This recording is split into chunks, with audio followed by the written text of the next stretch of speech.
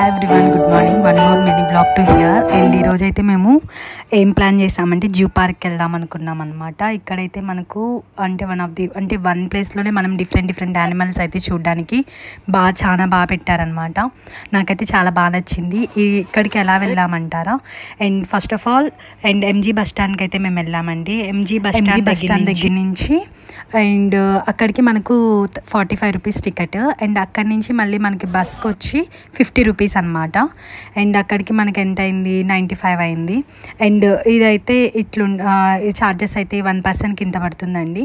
And ఇక్కడ ticket అంటారా, నేను ఆల్రెడీ తమిళ్లో పెట్టున్నాను. పెద్దోళ్ళకైతే 80 రూపీస్, చిల్డ్రన్స్కి అయితే 50 రూపీస్ అనమాట. అండ్ ఇది క్లోజింగ్ టైం అనేది మనం ఆన్లైన్లో కూడా బుక్ చేసుకోవచ్చు, బట్ రాలేదు.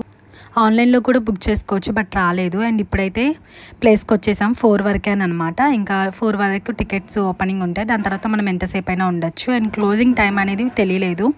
అండ్ స్టార్టింగ్ వచ్చేసామండి. అండ్ మంకీస్, నెక్స్ట్ వచ్చి తాబేలు, పక్షులు అండ్ డిఫరెంట్ అయితే చూసాము. నాకైతే ఫీలింగ్ హ్యాపీ. నేను వీడియో అయితే చాలా ల్యాగ్ అయింది. అందుకని ఇది పార్ట్ 1 పెడుతున్నా zoo park. And zoo park 2 ఇంకోటి పెడతాను, చూడండి.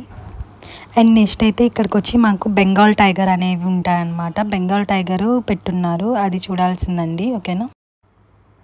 అండ్ బెంగాల్ టైగర్ తర్వాత నిద్రపోతుంది, బట్ ఇంకా మేము వెళ్ళలేదన్నమాట. అండ్ ఇక్కడ షాక్ కరెంట్ కూడా పెట్టున్నారు, అంటే గబక్కన ఏమైనా కానీ అపాయం అలాంటివి కానీ జరిగితే షాక్ పెట్టున్నారు వాటికి పాపం. ఇంకా మనం పట్టుకున్నా కూడా కొడుతుంది.